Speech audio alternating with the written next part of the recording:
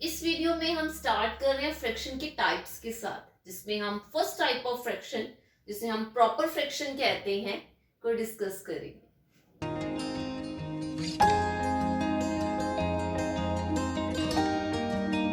Last video में हमने fraction का इंट्रोडक्शन डिस्कस किया था। इस वीडियो में हम स्टार्ट कर रहे हैं फ्रैक्शन के टाइप्स के साथ, जिसमें हम फर्स्ट टाइप ऑफ फ्रैक्शन, जिसे हम प्रॉपर फ्रैक्शन कहते हैं, को डिस्कस करेंगे।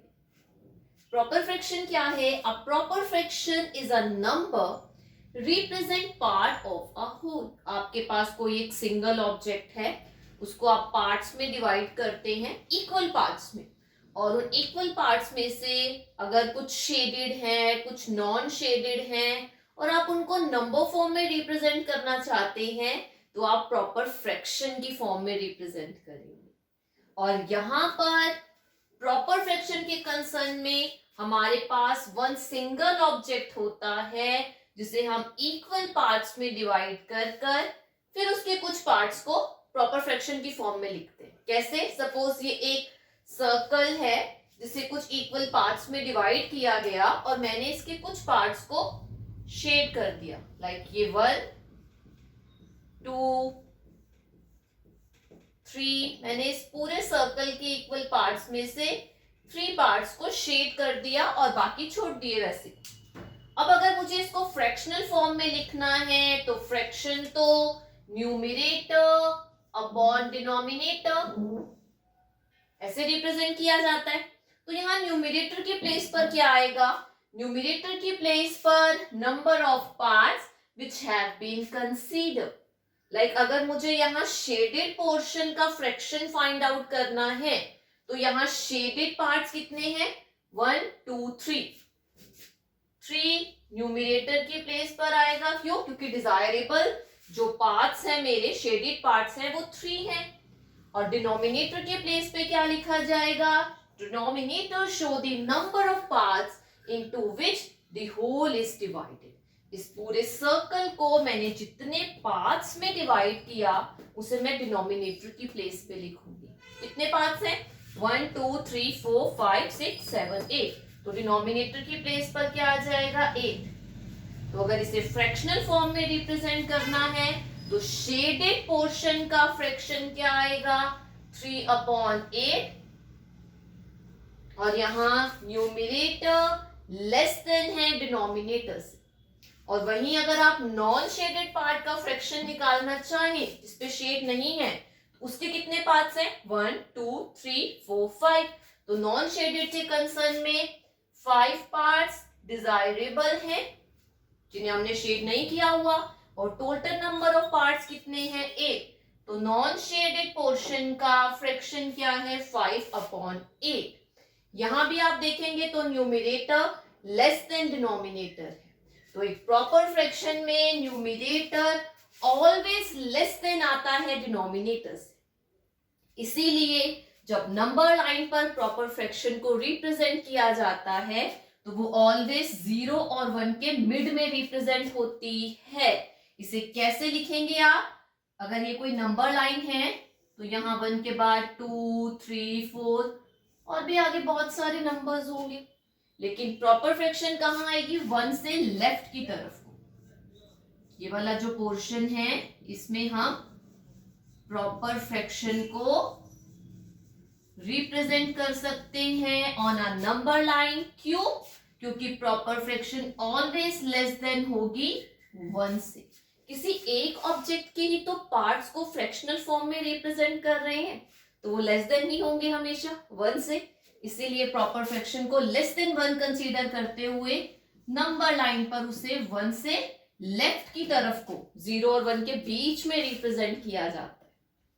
तो यहां हमने क्या सीखा? प्रॉपर फ्रैक्शन में कोई एक सिंगल ऑब्जेक्ट है, जिसे हम इक्वल पार्ट्स में डिवाइड कर कर उसको फ्रैक्शनल फॉर्म में रिप्रेजेंट करना सीख रहे हैं। प्रॉपर फ्रैक्शन में हमेशा न्यूमरेटर लेस देन डिनोमिनेटर होगा।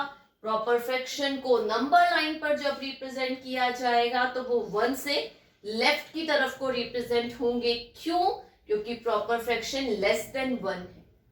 और न्यूमिनेटर के प्लेस पर हम रिप्रेजेंट करेंगे नंबर ऑफ पार्ट्स को जिन्हें हम कंसीडर करने वाले हैं, और डिनोमिनेटर के प्लेस पर आएंगे total number of parts in which the object और the whole object has been और इज डिवाइडेड। तो अब हमने प्रॉपर फ्रैक्शन को बहुत अच्छे से समझ लिया।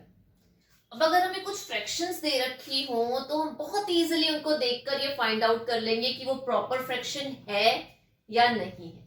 आपको सिर्फ क्या चेक करना है, किसी भी प्रॉपर फ्रैक्शन में numerator is always less than the denominator. क्यों? एक ऑब्जेक्ट का पार्ट है, अगर उस पार्ट को हम रिप्रेजेंट करने की कोशिश कर रहे हैं तो न्यूमरेटर तो हमेशा डिनोमिनेटर से छोटा ही होगा। यही रीजन है कि प्रॉपर फ्रैक्शन में numerator is always less than the denominator. देखते हैं इसमें से कौन कौन सी फ्रैक्शन है जो प्रॉपर फ्रैक्शन है। 2/3, अगर किसी ऑब्जेक्ट को 3 पार्ट्स में डिवाइड किया जाए तो 2 को शेड किया जा सकता है, तो यस ये एक प्रॉपर फ्रैक्शन है।